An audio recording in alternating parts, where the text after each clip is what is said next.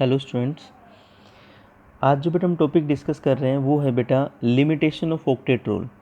बेटा octet rule की कमियां क्या थी, लिमिटेशन बोलो बेटा या ड्रॉबैक बोलो बेटा, ठीक है, या डिसएडवांटेज या डीमेरिट, सभी का मतलब हो गया बेटा कमियां। तो बेटा ऑक्टेट रूल की कुछ कमियां थी।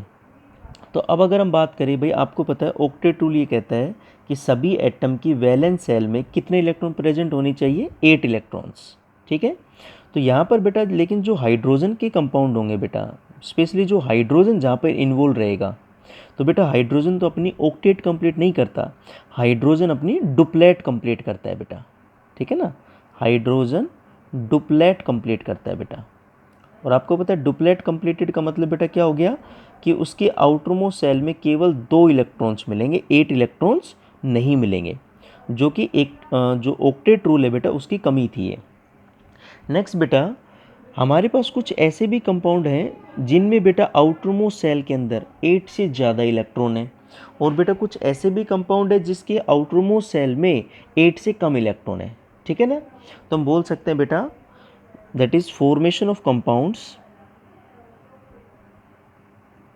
that is formation of compounds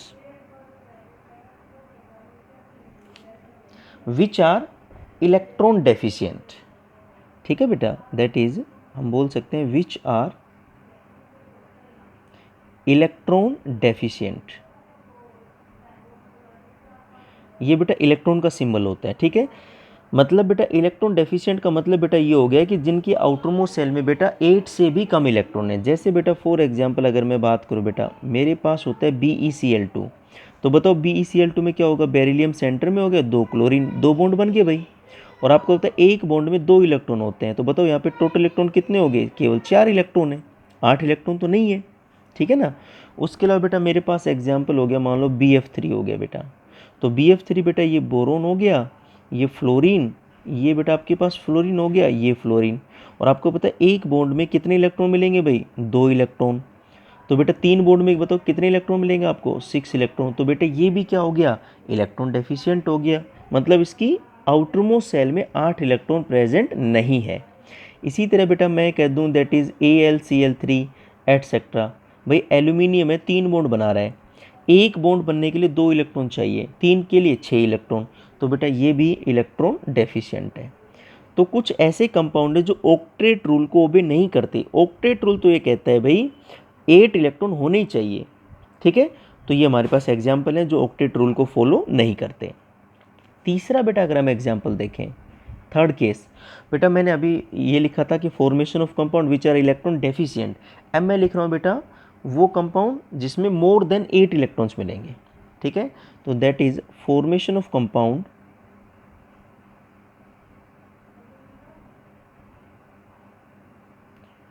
formation of compounds having more than 8 electrons, जहाँ पर बेटा 8 इलेक्ट्रॉन से ज़्यादा मिलेंगे, ठीक है। इट मीन्स वो भी ऑक्टेट रूल को फॉलो नहीं कर रहा है बेटा। जैसे बेटा फॉर एग्जांपल अगर हम बात करें, अगर मैं बात करता हूँ IF7, तो आपको पता है एक फ्लोरीन जो बॉन्ड 7 बॉन्ड बन रहे हैं, ठीक है ना, आयोडीन सेंटर में 7 फ्लोरीन होंगे बेटा, ठीक है ना।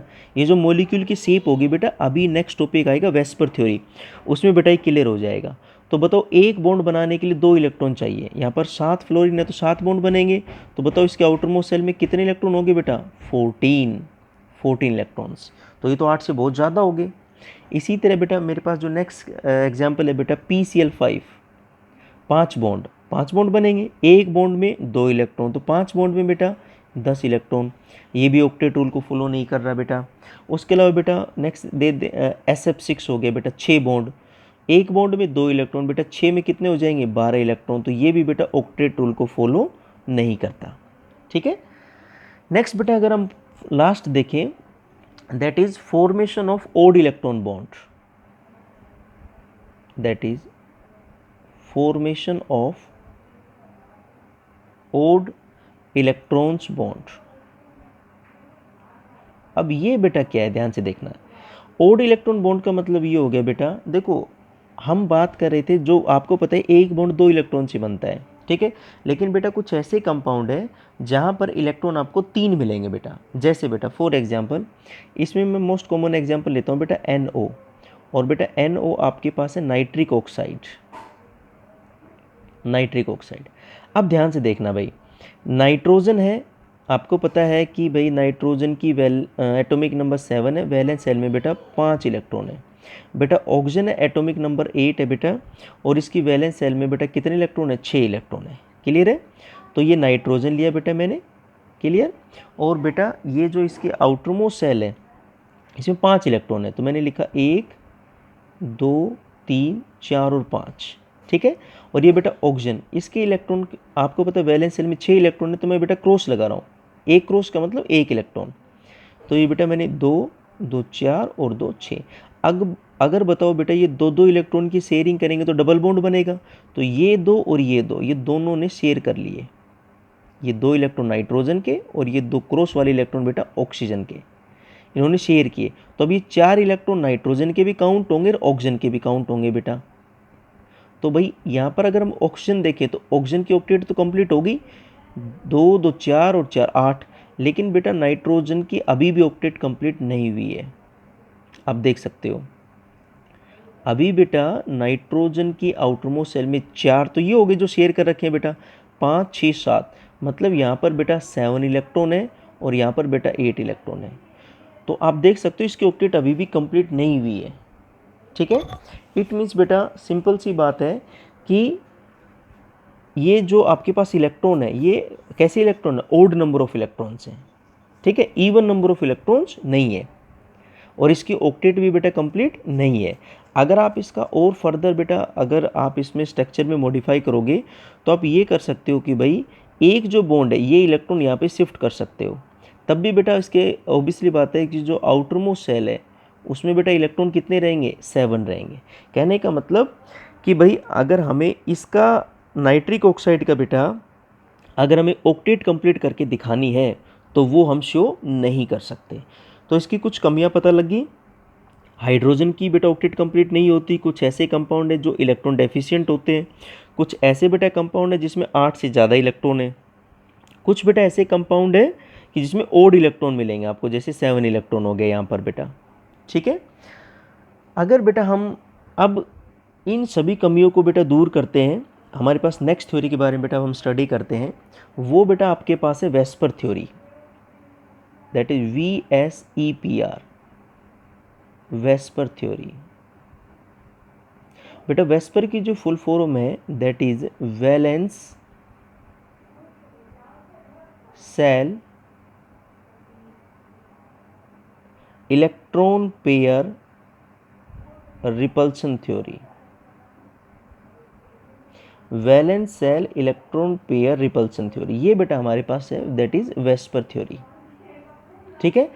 अब ध्यान से देखना भाई वेस्पर थ्योरी क्या कहती है। वेस्पर थ्योरी बेटा एक्चुअली मैं अगर मैं कहूँ इस थ्योरी को सबसे पहले किसने दिया था बेटा, तो इसको बेटा जो देने वाले साइंटिस्ट थे दैट इज गिवन बाय, बेटा इस थ्योरी को साइंटिस्ट ने दिया था सिडविग एंड पाउल,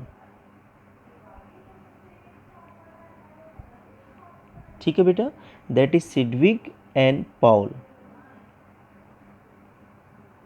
ELL बेटा, ठीक है, डबल एल है बेटा, ये डबल एल। दूसरा बेटा अगर मैं कहूँ इस थ्योरी को जो फर्दर इम्प्रूव्ड किया था दैट इज इम्प्रूव्ड बाय, वो बेटा साइंटिस्ट थे नाइहोलम एंड ग्लेस्पी बेटा, ठीक है, नाइहोलम एंड ग्लेस्पी इस थ्योरी को बेटा इम्प्रूव करने वाले साइंटिस्ट थे। ये थ्योरी बेटा बेसिकली आपको जो मॉलिक्यूल्स की शेप है ना उसके बारे में बताएगी बेटा, ठीक है। ये बेटा किसके बारे में बताएगी? That is shape of molecules, shape of molecules, molecules की कैसी शेप होगी बेटा इस थ्योरी के बारे में आपको वेस्पर थ्योरी बताएगी भाई, ठीक है। अब इसके बारे में जानते हैं। अब आपको बेटा ये पता है कि जब कोई भी बॉन्ड बनता है, ठीक है बेटा, जब कोई भी बॉन्ड बनेगा, ठीक है ना, तो उसमें बेटा 2 प्रकार के हम बॉन्ड पेयर काउंट करते हैं, इलेक्ट्रॉन पेयर काउंट करते हैं भाई, एक बॉन्ड पेयर एक लोन पेयर। जैसे मान लो बेटा मैं NH3 की बात करूं, ठीक है। और ये आपको पता है NH3 में नाइट्रोजन है, ये 3 हाइड्रोजन हो गए H, ये H और ये H, और इसके ऊपर 2 इलेक्ट्रॉन फ्री हैं। 2 इलेक्ट्रॉन का मतलब बेटा बताओ क्या हो जाएगा, एक लोन पेयर। तो आपको पता है कि इसके ऊपर एक लोन पेयर फ्री है। तो आपको ये पता है कि 2 प्रकार के इलेक्ट्रॉन पेयर होते हैं। एक तो बॉन्ड पेयर हो गए, भाई इस बॉन्ड में भी तो बेटा 2 इलेक्ट्रॉन है, तो ये इलेक्ट्रॉन तो बॉन्ड फॉर्मेशन में इन्वॉल्व है, तो ये कहलाएंगे बॉन्ड पेयर। और जो बेटा फ्री इलेक्ट्रॉन से जो बॉन्ड नहीं बनाते, इसको बेटा हम क्या बोलते हैं, दैट इज लोन पेयर। तो ये जो कहलाएंगे दैट इज लोन पेयर, और जो बेटा ये जो प्रेजेंट है दैट इज बॉन्ड पेयर। ठीक है। तो ये थ्योरी ये कहती है कि भाई कोई भी सेंटर एटम हो, जैसे मान लो बेटा ये सेंटर में एटम है, ठीक है, इसके अराउंड जो बेटा इलेक्ट्रॉन पेयर है, इस सेंट्रल एटम के अराउंड जो बेटा इलेक्ट्रॉन पेयर है, इलेक्ट्रॉन पेयर का मतलब बॉन्ड पेयर या लोन पेयर, ठीक है, वो इस प्रकार से बेटा अरेंज होते हैं, ठीक है, या इस प्रकार से बेटा एक दूसरे को रिपेल करते हैं, सो दैट उनके बीच में जो रिपल्सन है बेटा वो मिनिमम हो। वो अपनी पोजीशन इस प्रकार से लेंगे सो दैट बेटा इनके बीच में जो रिपल्सन है वो क्या होगा बेटा, मिनिमम रिपल्सन हो। और इस मिनिमम रिपल्सन की वजह से मॉलिक्यूल को अलग अलग शेप मिलेगी। अब ये समझ लेना कि ये जो इस प्रकार, भाई मैं चाहता, आप बताओ बेटा NH3 को मैंने ऐसे लिखा है, मैं चाहता तो ऐसे भी कर सकता था, N, ये H, ये H, ये H, और ये इसके ऊपर एक क्या प्रेजेंट है, लोन पेयर। लेकिन बेटा अब ये आपस में क्या करेंगे, रिपेल करेंगे। भाई ये बॉन्ड में जो 2 इलेक्ट्रॉन इनको हम बॉन्ड पेयर बोल रहे हैं बेटा, ये जो फ्री इलेक्ट्रॉन है बेटा इनको हम लोन पेयर बोल रहे हैं। तो ये एक दूसरे को रिपेल करते हैं, ठीक है। और ये ओबियसली बात है बेटा तब तक रिपेल करेंगे जब तक इनके बीच में रिपल्सन मिनिमम ना हो जाए। तो बेटा एक दूसरे को रिपेल करते करते ये शेप ले लेंगे बेटा। तो ये जो शेप है इसमें रिपल्सन सबसे मिनिमम है, ये एक दूसरे के ऊपर मैक्सिमम डिस्टेंस के ऊपर है जितना हो सकते थे। क्लियर है। तो बेटा इसका जो मेन पॉइंट है वो यही है, अगर इसका मैं पॉइंट लिखना चाहूँ बेटा, कि electron pair, that is electron pair. और इलेक्ट्रॉन पेयर का मतलब आप समझते हो बेटा, मैं बात कर रहा हूँ बॉन्ड पेयर की एंड लोन पेयर की, bond pair and lone pair के बारे में। Electron pair around the central atom, around the central atom, जो भी बेटा सेंटर में एटम रहेगा, ठीक है, तो वहाँ पे जो इलेक्ट्रॉन पेयर है, ठीक है, वो एक दूसरे को रिपेल करेंगे। Around the central atom repel each other, repel each other in such a way, in such a way, ठीक है बेटा, that repulsion should be minimum. ठीक है बेटा, that repulsion should be minimum. बेटा रिपल्सन क्या होना चाहिए बताओ, कम से कम रिपल्सन होना चाहिए, ठीक है। और उसकी वजह से बेटा क्या देंगे, एक अलग अलग आपको शेप मिलेगी, ठीक है। Repulsion should be minimum which gives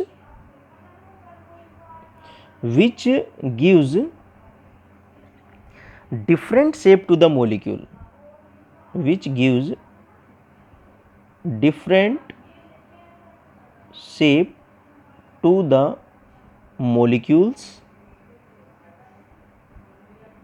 in space। ठीक है बेटा, स्पेस का मतलब 3D, 3 डायमेंशन, स्पेस का मतलब हो गया बेटा 3D, 3 डायमेंशन। तो बेटा वो स्पेस के अंदर आपको अलग अलग शेप मिलेगी बेटा, ठीक है।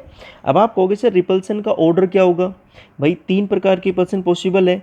हो सकता है कि जैसे मान लो बेटा मैं H2O के बारे में बात कर लेता हूँ, तो H2O में बेटा ऑक्सीजन है, हाइड्रोजन हाइड्रोजन, और भाई एक ऑक्सीजन के ऊपर 2 लोन पेयर है। तो इन लोन पेयर में भी रिपल्सन हो सकता है बेटा, या केवल बॉन्ड पेयर में भी रिपल्सन हो सकता है, या लोन पेयर और बॉन्ड पेयर में, ठीक है। तो 3 प्रकार की पॉसिबिलिटी है बेटा रिपल्सन की, लेकिन सबसे ज़्यादा रिपल्सन जो होगा वो लोन पेयर में होगा बेटा। तो अगर बेटा मैं बात करूं that is order of repulsion, तो बेटा बताओ रिपल्सन का ऑर्डर क्या होगा। जो लोन पेयर है बेटा, L.P का मतलब लोन पेयर बेटा सबसे ज़्यादा रिपल्सन होगा। फिर होगा बेटा lone pair and bond pair में थोड़ा कम रिपल्सन होगा, एक लोन पेयर एक बॉन्ड पेयर। और तीसरा होगा बेटा आपके पास that is bond pair and bond pair. तो बेटा बॉन्ड पेयर में, इनमें आपस में बॉन्ड पेयर में सबसे कम रिपल्सन होगा। तो सबसे ज़्यादा रिपल्सन लोन पेयर, फिर बेटा जो रिपल्सन होगा वो लोन पेयर बॉन्ड पेयर, फिर बेटा bond pair and bond pair. अब आपको बेटा ये नोट करने की जरूरत नहीं है, सिर्फ आपको ये नोट करने पॉइंट्स, यहाँ ये पॉइंट हो गया, ये पॉइंट हो गया, और जो बेटा पीछे डिस्कस किया है।